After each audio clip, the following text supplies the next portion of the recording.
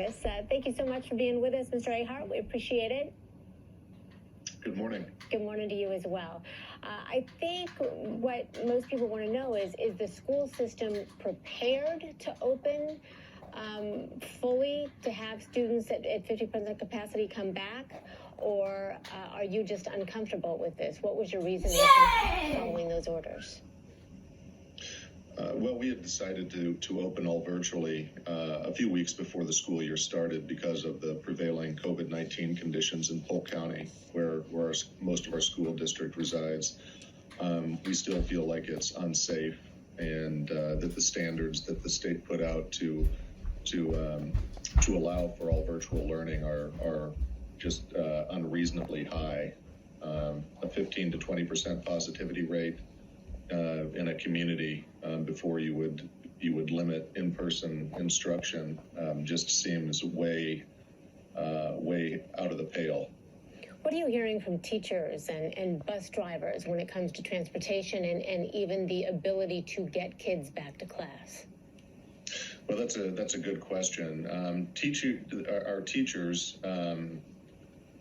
Our teachers have been very supportive and have genuine concerns, especially those with pre-existing health conditions that put them at higher risk. We have a significant number of teachers that are in the over 50 and over 60 age range, as well as over 30% of our employees that have a pre-existing condition that puts them at high risk of COVID-19 impact. Our bus drivers, we're really struggling.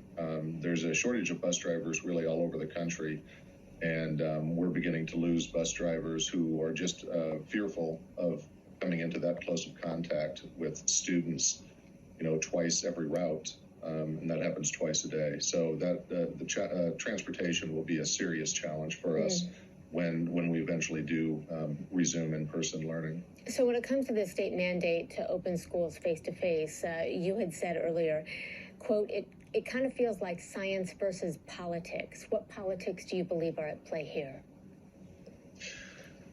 Well, I said that because there's no scientific basis that we can discover that would set those markers so high.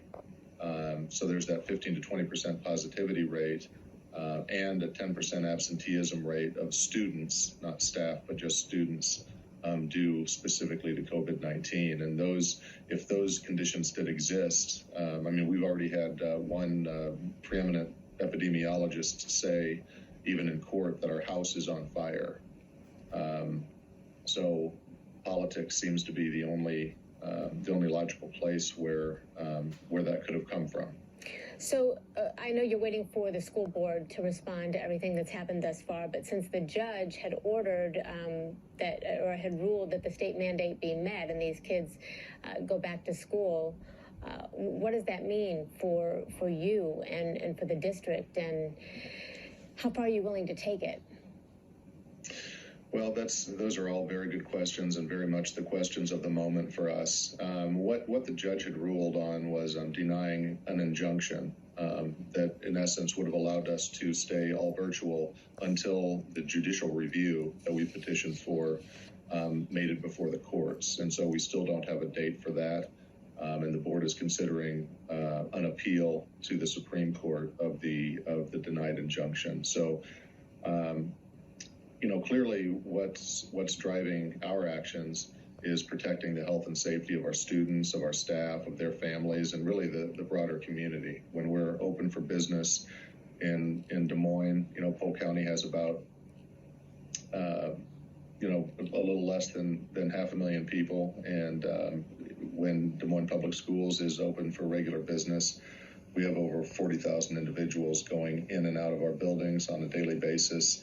And a lot of our employees live outside the boundaries of the district, so they're going to communities that surround Des Moines. So the opportunity for accelerated transmission of the virus is heightened when we're in business as usual. So we just feel like Once we begin in-person instruction, either in a hybrid or fully in-person, there will be no turning back. And we feel like a lot of harm will come to a lot of people if we do that. You're struggling with decisions that a lot of people all across the country are struggling with right now. Tom Ahart, we appreciate your time this morning. Thank you, sir.